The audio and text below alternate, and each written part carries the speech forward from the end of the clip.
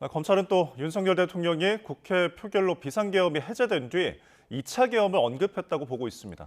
추가 계엄을 내려서라도 국회 무력화를 밀어붙이려던 시도로 보이는데요. 검찰도 이 부분을 확인하는데 수사력을 집중하고 있습니다. 염혜원 기자입니다. 윤석열 대통령은 대국민 담화에서 이번 비상계엄은 경고성이었다면서 2차 계엄은 결코 없다고 단언했습니다. 또다시 계엄이 발동될 것이라는 얘기들이 있습니다마는 분명하게 말씀드립니다. 제2의 계엄과 같은 일은 결코 없을 것입니다.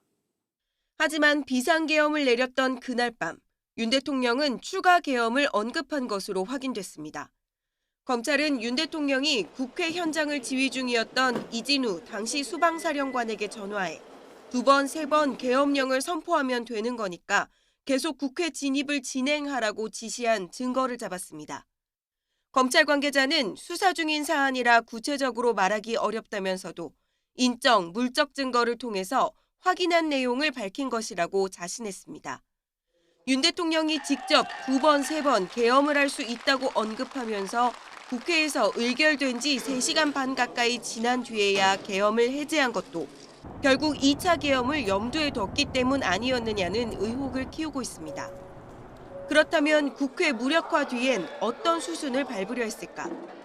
검찰은 국회를 대신할 비상입법기구를 만들려 했던 것으로 보고 있습니다. 이와 관련해 최상목 경제부총리는 국회 운영비를 끊고 비상계엄 입법부 예산을 짜라는 지시가 담긴 문건을 윤 대통령으로부터 받은 것으로 조사됐습니다. 일체의 정치활동 금지를 명령한 포고령을 넘어 실제로는 헌법기관인 국회를 아예 해산하려 했던 것 아니냐는 의구심도 커지는 대목인데 결국 검찰이나 공수처 등의 수사를 통해 밝혀져야 할 것으로 보입니다. YTN 염혜원입니다.